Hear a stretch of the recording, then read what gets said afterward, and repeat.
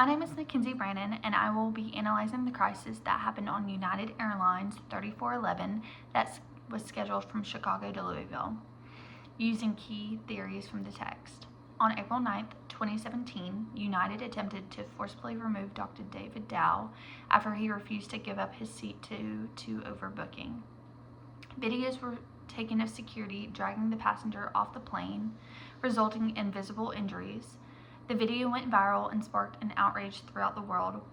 What started as an operational issue turned into a full-blown crisis involving United Airlines' reputation due to their mishandling of their communication. In analyzing this crisis, I'll be using apologia theory found in Chapter 2 on page 31 and on Chapter 6 on page 166 to focus on rhetorical strategies during public apologies.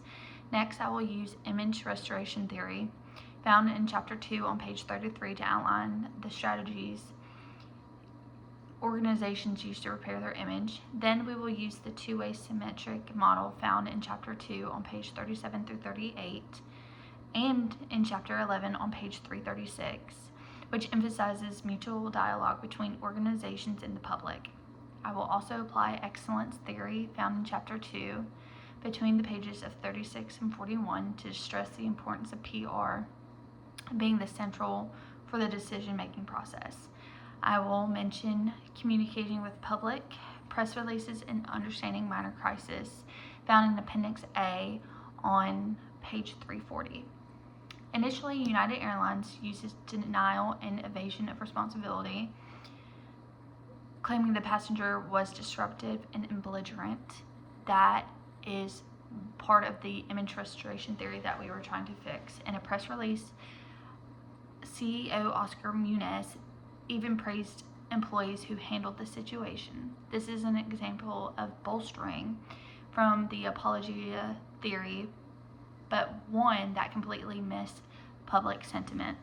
The term reaccommodate, used in early press statements, attempted to reduce the offensiveness of the incident, but instead it sparked backlash because it downplayed the violence witnessed in the video. Later, as the pressure continued to build, United shifted towards corrective action and mortification, eventually taking full responsibility, promising policy changes, and issuing a more sincere apology. However, by then, the damage had been done. From the two-way symmetric model perspective, United failed to engage its stakeholders.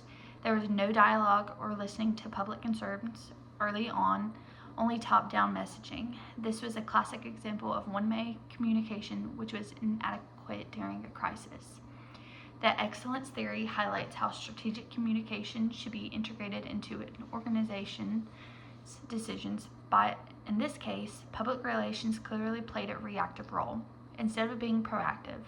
The situation was approached as an operational issue rather than a communication crisis, which caused backlash to be worse in the public's eye.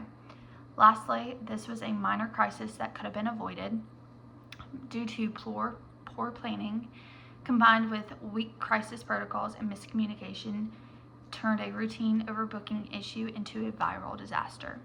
This case shows how a lack of empathy and poor communication can severely damage the public trust. United had multiple chances to control the narrative. Had they shown remorse immediately, used transparent language, and opened up a dialogue to the public, they might have contained the fallout.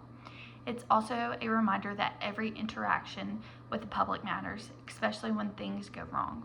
When press releases are insincere and they can escalate tensions instead of easing them. Ultimately, this incident demonstrates that communication is not just a support function, it's central to how an organization manages crises, protects their image, and builds or loses public trust. In a summary, United Airlines mishandling the Flight 3411 provides a clear example of what happens when organizations fail to apply strong crisis communication strategies by using theories like image restoration, apologia, the two-way symmetric model, and excellence theory. We can understand what went wrong and how it can be done right. Thank you for listening to my analysis.